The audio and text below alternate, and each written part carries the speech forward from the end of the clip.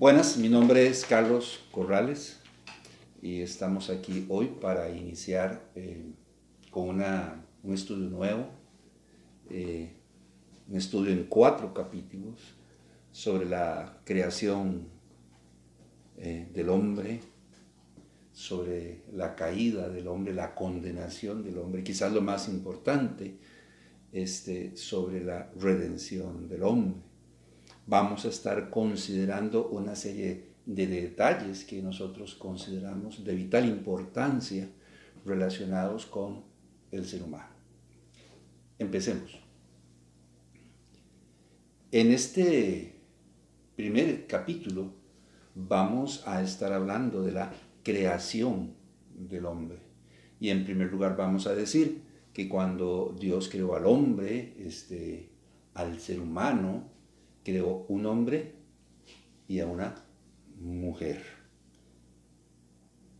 A un hombre y a una mujer, como la culminación de su obra creadora. Puesto que la palabra de Dios nos enseña en el libro de Génesis, en el capítulo 1, en el versículo 27 y 31, que el Señor hizo al hombre al final de su obra creadora. O sea, se esperó hasta el final para crear al hombre como el colorario de su obra creadora. Y creó Dios al hombre a su imagen, a imagen de Dios lo creó, varón y hembra los creó. Y en el versículo 31 dice, y vio Dios todo lo que había hecho, y aquí que era bueno en gran manera. Y fue la tarde y la mañana el día sexto. Hizo todo lo que es la fauna, los árboles, la vegetación, e hizo los animales y se reservó al hombre para el final. ¿Cómo los creó? Bien, nosotros sabemos que al hombre lo hizo del polvo de la tierra. Bien dice en el libro de Génesis también, en el capítulo 2, en el versículo 7. Entonces Jehová Dios formó al hombre del polvo de la tierra y sopló en su nariz aliento de vida, y fue el hombre un ser viviente. La palabra que se usa en el original hebreo, aquí en el libro de Génesis, en el capítulo 2, en el versículo 7, para polvo, es la palabra afar. La palabra afar sugiere que el Señor tomó barro. Nosotros lo llamamos aquí en Costa Rica barro de olla, que es un barro gris. Y casualmente la palabra afar quiere decir gris, que él tomó barro. El barro particularmente es eso, polvo de la tierra que ha pasado por un proceso para convertirse en lo que es, una masa gris moldeable. Así que la palabra afar en Génesis en el capítulo 2, en el versículo 7, sugiere que él tomó barro y de ese barro formó al hombre. En Génesis, en el capítulo 2, en el versículo 7, también dice que después de moldearlo, hizo un muñequito ahí de barro con sus brazos, sus piernas, como cuando éramos niños, sopló en su nariz aliento de vida. La palabra sopló aquí viene del hebreo nafaj, que básicamente lo que quiere decir es eso, soplar y particularmente encender. En el libro de los Salmos, en el capítulo 104, en el versículo 29, el salmista usa la palabra hálito como sinónimo de soplo. Escondes tu rostro, se turban, les quitas el hálito, dejan de ser y vuelven al polvo. En el 30 también dice, envías tu espíritu, son creados y renuevas la faz de la tierra. El versículo que nos interesa particularmente es el versículo 29.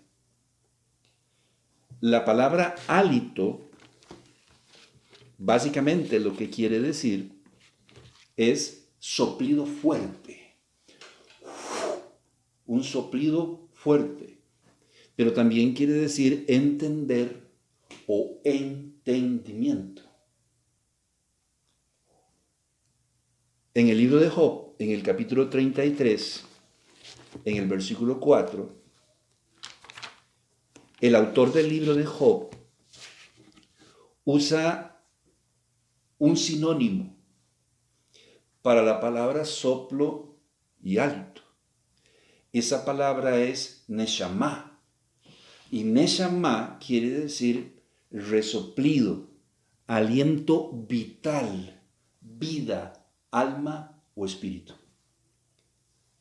Dice Job, el Espíritu de Dios me hizo y el soplo del Omnipotente me dio vida. Lo que quiere decir que el hombre era tan solo un cuerpo inerte, apagado si se requiere, sin entendimiento, hasta que Dios sopló en su nariz aliento de vida y le dio alma y le dio espíritu. Encendiéndolo, dándole entendimiento y constituyéndolo en un ser viviente. Y sopló en su nariz aliento de vida. Y fue el hombre un ser viviente. Un pasaje que sería importante considerar sería Ezequiel en el capítulo 37. En Ezequiel en el capítulo 37 se le da una revelación al profeta. En esta revelación, entre comillas, el profeta es llevado a un valle lleno de huesos secos, cráneos, ¿verdad? Brazos, fémures, tibias, peronés, qué sé yo. Dice en el versículo 1 como referencia, la mano de Jehová vino sobre mí y me llevó en el espíritu de Jehová y me puso en medio de un valle que estaba lleno de huesos. Ahora, en el versículo 9 al 11, dice, y me dijo, profetiza al espíritu, profetiza, hijo de hombre, y di al espíritu, así ha dicho Jehová el Señor. Espíritu, ven de los cuatro vientos y sopla sobre estos muertos y vivirán. Y profeticé como me había sido mandado, y entró espíritu en ellos, y vivieron, y estuvieron sobre sus pies un ejército grande en extremo. Me dijo luego, hijo de hombre, todos estos huesos son la casa de Israel.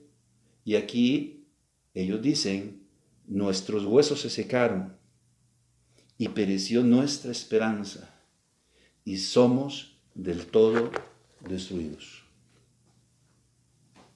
Ese es el hombre, un muñeco de barro. En tanto Dios no le dé espíritu de vida, en tanto Dios no le dé el espíritu vital, la energía vital, el hombre está inerte, está apagado, sin entendimiento. Una vez que Dios hizo al hombre del polvo de la tierra, Dios le puso nombre. Dice en el libro de Génesis, en el capítulo 1, en el versículo 26. Génesis capítulo 1, versículo 26. Entonces dijo Dios, hagamos al hombre. ¿Cuál hubiese sido la imagen si en este versículo, en el versículo 26, Dios hubiese dicho, hagamos al águila. O sea, ¿cuál hubiese sido la imagen que hubiese venido a nuestra mente? Probablemente no hubiese sido la de un buey, la de un delfín o una ballena. La imagen que hubiese venido a nuestra mente hubiese sido la de un águila. De modo que aquí está diciendo, y dijo Dios, hagamos al hombre. Por lo tanto, la imagen que va a venir en nuestra mente es la imagen de un hombre, de un ser humano. Cuando Dios hizo ese muñequito de barro, le puso nombre, lo llamó hombre. Y es que la palabra hombre viene del hebreo Adam, con M al final, y quiere decir rojizo, en pocas palabras, con vida. ¿Cuál es la diferencia entre un ser vivo y una persona que ha muerto o fallecido? Bueno, entre otras cosas, el brillo de sus ojos. Los que han muerto pierden el brillo de sus ojos y la coloración de su piel. Adoptan un color amarillo verdoso, por decirlo de alguna manera. No así las personas con vida. Tendemos a tener un color rojizo en nuestro rostro, en nuestra piel. De hecho, cuando pintamos figuritas de seres humanos, cuando se hacen títeres, y hay que pintarlos. Entonces nosotros vamos al almacén y preguntamos por alguna pintura, ¿color qué? Piel. Así que la palabra hombre viene del hebreo Adam y quiere decir rojizo, o sea, con vida. Pero la palabra hombre en el libro de Génesis también quiere decir varón o humano. Muy interesante el detalle también sobre la palabra tierra. La palabra tierra viene de la raíz hebrea Adamá. De modo que Dios llamó a este ser creado a Adán, hombre, ser humano o el que procede de la tierra. Algo que el doctor Dan Lugo de la Universidad de Cornell en los Estados Unidos ha llegado a confirmar. El hombre fue hecho del polvo de la tierra. Y del polvo eres, y al polvo volverás. La mujer. Bueno, sabemos que Dios hizo a la mujer de una costilla del hombre. Génesis, capítulo 2, versículo 22 y 23. Y de la costilla que Jehová Dios tomó del hombre, hizo una mujer y la trajo al hombre. Dijo entonces Adán, esto es ahora hueso de mis huesos y carne de mi carne. Esta será llamada varona, porque del varón fue tomada. En el versículo 22 particularmente dice, y de la costilla que Jehová Dios tomó del hombre, hizo a una mujer y la trajo al hombre.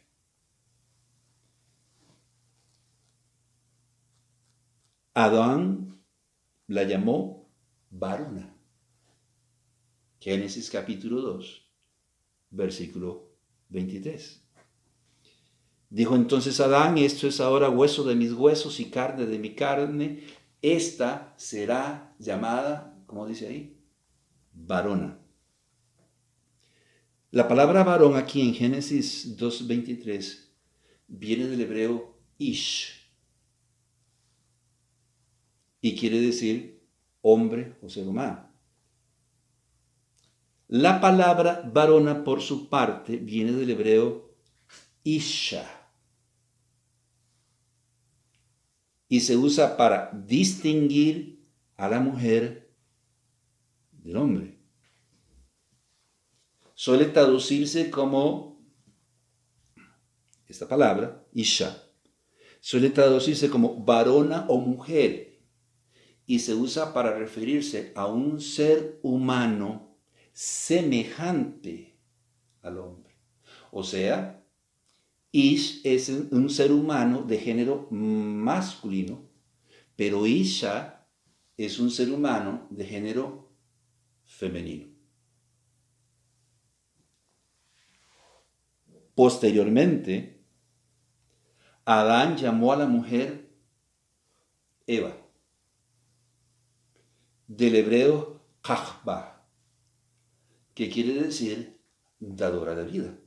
Después de que Adán y Eva pecaron, si ustedes recuerdan, Dios tuvo que hablar con cada uno de ellos y asignarles a cada uno cierto grado de responsabilidad por haber incurrido en desobediencia. Algo que vamos a ver en otro capítulo posteriormente. Vamos a hablar de eso. Pero aquí en Génesis, en el capítulo 3, en el versículo 16, dice, y a la mujer dijo, multiplicaré en gran manera tus dolores en tus preñeces. Con dolor darás a luz los hijos, y tu deseo será para tu marido, y él se enseñoreará de ti. Entonces, más abajo, en el versículo 20, consecuencia de esto, dice, y llamó a Adán el nombre de su mujer Eva, por cuanto ella era la madre de todos los vivientes. Originalmente le puso Ish, o sea, varona, mujer, ser humano de género femenino. Pero posteriormente la llamó Eva, que quiere decir dadora de vida, la madre de todos los seres vivientes. Así que, de manera que podemos decir, como dice en Génesis en el capítulo 1, en el versículo 27, varón y hembra los creó. Quiere decir que cuando Dios creó al hombre, creó dos instintos con características muy marcadas. Algo que posteriormente dio conceptos como a masculino y femenino, varón y hembra, varonil y femenil, conceptos que están presentes en toda la naturaleza. En toda la naturaleza y en todas las cosas hechas por el hombre, ¿verdad? Me pongo a pensar un tomacorriente y un enchufe, ¿verdad? Un tomacorriente es un receptor y un enchufe es un ¿qué? Emisor, si se requiere. Yo no sé si el ejemplo es el mejor de todos. Pero dice, varón y hembra los creó dos instintos con características muy marcadas que posteriormente dieron pie a conceptos como masculino y femenino, macho y hembra, varonil, femenil, conceptos presentes en toda la naturaleza y en toda la vida del hombre y en sus mismas creaciones. Una vez creados, la palabra de Dios dice que Dios unió en matrimonio al hombre y a la mujer. En Génesis, en el capítulo 1, el versículo 28, dice, y los bendijo Dios. ¿Acaso que cuando nosotros nos vamos a unir en matrimonio, no buscamos a una persona para que nos dé la bendición de Dios? Es que eso es el matrimonio. Así que una vez creados, los unió en matrimonio y los bendijo Dios. En Mateo, en el capítulo 19, en el versículo 4 al 6, dice, y lo que Dios unió, no lo separe el hombre. Por lo tanto, tenemos que decir que el matrimonio entre un hombre y una mujer es parte integral del plan de Dios. Cualquier otro tipo de relación, por lo tanto, está fuera de la voluntad y del plan de Dios. Y podríamos decir, como se dice en el libro de Judas, es ilícita y es antinatural. ¿Cómo los hizo? Bueno, la palabra nos dice que los hizo a su imagen y conforme a su semejanza. en Génesis en el capítulo 1, en el versículo 27, y creó Dios al hombre a su imagen, a imagen de Dios lo creó, varón y hembra los creó. Lo que quiere decir que cuando Dios hizo al hombre, lo hizo perfecto, sin mancha, sin contaminación, sin pecado, igual a él. Los hizo con sentimientos y emociones, igual a él. Los hizo como seres racionales, con la capacidad de pensar, igual a él. Los hizo con voluntad, con libre albedrío, con la capacidad de poder decidir. Y en este punto, de poder decidir qué pensar, de poder decidir qué sentir y de poder decidir qué hacer. A veces nosotros hablamos de provocaciones. Es que yo fui provocado, es que ella me provocó, es que él me dijo. Y tendemos a veces a echarle la culpa a las demás personas por nuestras reacciones. Pues resulta que cuando Dios creó al hombre, lo hizo a su imagen y conforme a su semejanza. Es cierto, con sentimientos y emociones. Sí es cierto, como seres racionales, con la capacidad de poder pensar. Sí, eso es verdad. Pero no hay que olvidar que nos dio libre albedrío. Y es la capacidad de poder decidir qué pensar, qué sentir y qué hacer. O sea, los que al fin y al cabo deciden sentir lo que sienten somos nosotros. Y los que deciden hacer lo que hacen, al fin y al cabo, terminamos siendo nosotros. ¿Para qué los creó? A su imagen y conforme a su semejanza. Bueno, en primera instancia, para poder relacionarse con ellos. Y en segundo lugar, para establecer a través de ellos un reino santo y eterno aquí en la tierra. Algo de lo que específicamente hablaremos en algún otro estudio. Les asignó una serie de obligaciones y responsabilidades. Básicamente, debían creer en Él siempre y obedecerle. ¿Qué dice Eclesiastés, capítulo 12, versículo 13? El fin de todo discurso oído es este: teme a Dios y guarda sus mandamientos, porque esto es el todo del hombre. Desde sus inicios, desde que fue creado para creer en Dios y obedecer a Dios. Si no podía creerle, no podría tampoco obedecerle. ¿Qué quiere decir esto? Bueno, póngase usted a pensar. Si creían en Dios, número uno, deberían fructificar y multiplicarse. Porque Dios les dijo, fructificar y multiplicaos. No les dijo cuántos hijos tenían que tener. Hermano, pero es que ahí dice, y llenad la tierra. Bueno, sí, pero no les dijo en cuánto tiempo.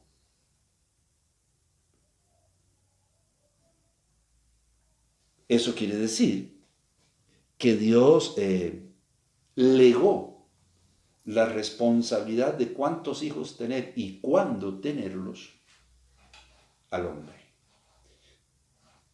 La medicina nos enseña y nos dice que un embarazo para una mujer es algo realmente serio. Y que una mujer, después de pasar por un proceso de gestación de 9 meses y después de dar a luz a su bebé, a su hijo, debería esperar al mínimo 2 años para poder recuperarse y pretender tener o concebir otro hijo. ¿Qué estamos diciendo? Dios asignó varias responsabilidades al hombre y a la mujer. Deberían creer y obedecer a Dios. Si creían en Dios, deberían fructificar y multiplicarse. Pero cuidado, no les dijo cuántos hijos tener ni cuándo. Número 1. Número 2.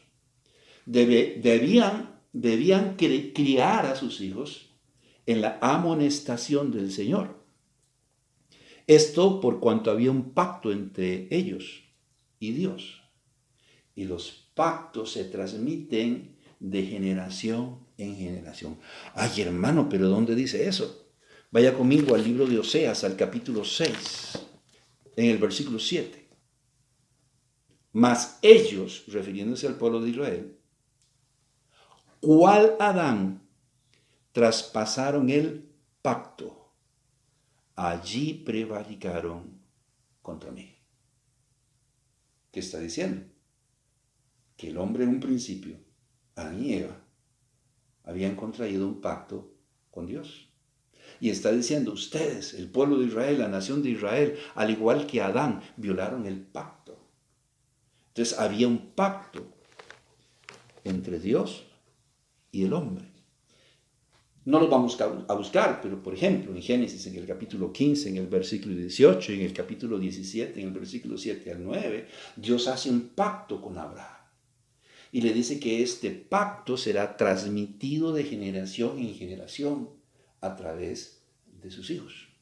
Podríamos llamarlo el pacto antiguo, que se fue renovando posteriormente con Moisés y el pueblo de Israel, etc. Entonces ellos debían criar a sus hijos en la amonestación del Señor si tenían un pacto con Dios, del cual tenemos noción aquí en Oseas en el capítulo 6, en el versículo 7. Debían también, si creían en Dios, cuidar y labrar el huerto.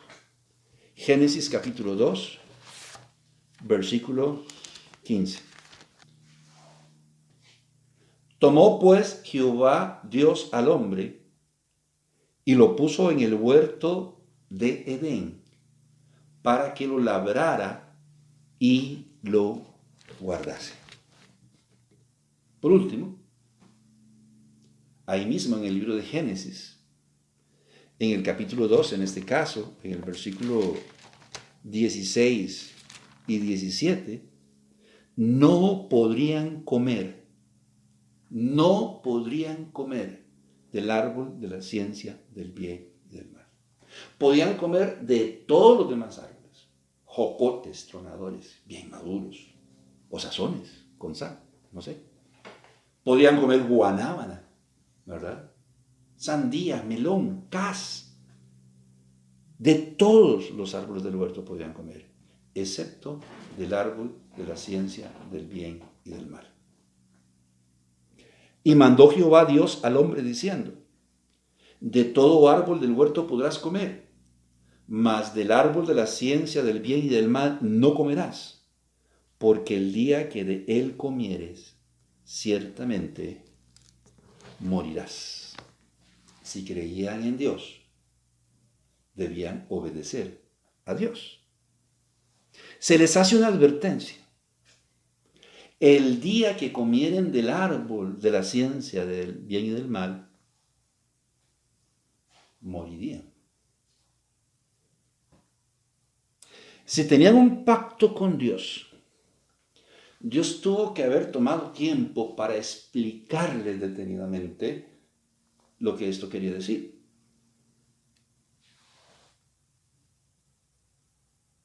En Génesis, en el capítulo 3, en el versículo 2 al 3, en la conversación, de la cual vamos a hablar más tarde, en otro capítulo, probablemente. En la conversación que sostuvo la serpiente con Eva, la serpiente le dice, con que Dios os ha dicho que no podéis comer de todo árbol del huerto. Y ella le responde, un momento. De todo árbol del huerto podemos comer. Lo que ella está manifestando era que sabía, que tenía conciencia de que se le había dicho, que se le había explicado. ¿Por qué? Bueno, reiteramos, porque tenía un pacto con Dios. Dios les tuvo que explicar detenidamente cuáles eran las implicaciones de desobedecer.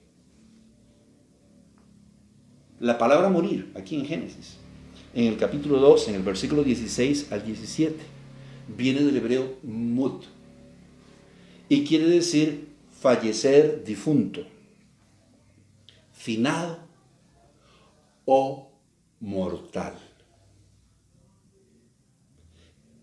Si comían del árbol de la ciencia del bien y del mal, lo que se les está diciendo es, se convertirían en simples mortales, o sea, sujetos a la muerte y a todas y cada una de sus implicaciones. Por ejemplo, su condición intelectual se vería menguada. Ya no usarían el 100% de su capacidad intelectual. Entre otras cosas, experimentarían dolor, experimentarían cansancio, sudarían cuando trabajasen, se desgastarían, se enfermarían, envejecerían y morirían. Mortal, sujeto a la muerte y a las implicaciones relacionadas con ella. Yo no sé si usted sabe. Yo nací, apúntelo por ahí, un 11 de noviembre de 1961. Y desde ese día yo comencé a morir. El ser humano comienza a desgastarse, comienza a morir. Cuando nosotros nos damos un duchazo, ¿qué es lo que estamos haciendo? Quitándonos las células muertas en el cuerpo, del cuerpo. Que usted no pueda verlas, no quiere decir que no estén ahí. Si comían del árbol de la ciencia del bien y del mal, se convertirían en simples mortales. Les dice en Génesis, en el capítulo 3, o dice Génesis capítulo 3, versículo 17, por ejemplo, y 19. Y al hombre dijo, por cuanto obedeciste a la voz de tu mujer y comiste del árbol que te mandé diciendo, no comerás de él, maldita será la tierra por tu causa, con dolor comerás de ella todos los días de tu vida. Versículo 19. Con el sudor de tu rostro comerás el pan hasta que vuelvas a la tierra, porque de ella fuiste tomado, pues polvo eres y al polvo volverás. Entonces, a Adán se levantaba cada mañana para labrar el huerto, tenía que cuidarlo. Pero sus manos no se desgastaban, ni había ampollas en sus manos, y probablemente tampoco sudaba. Ahora tendría que trabajar la tierra y sus manos iban a experimentar el desgaste de ese trabajo. Iba a experimentar sudor y iba a experimentar cansancio. Experimentarían también los estragos de una naturaleza contaminada con el pecado. Cuando ellos desobedecieron a Dios y tomaron del fruto que Dios les mandó que no comiesen, dice en Génesis 3:7 que sus ojos fueron abiertos.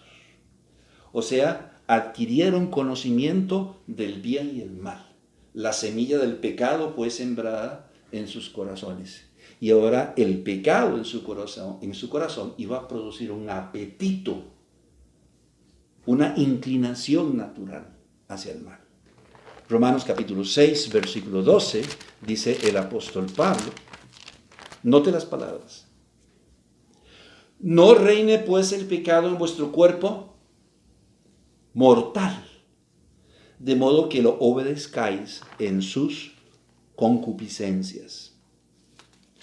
Y en Romanos, en el capítulo 8 y el versículo 11, dice, si el espíritu de aquel que levantó de los muertos a Jesús mora en vosotros, el que levantó de los muertos a Cristo Jesús vivificará también vuestros cuerpos mortales por su espíritu que mora en vosotros.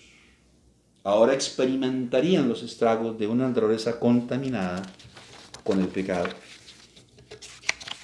Por causa del pecado, también se abriría una brecha entre Dios y el hombre.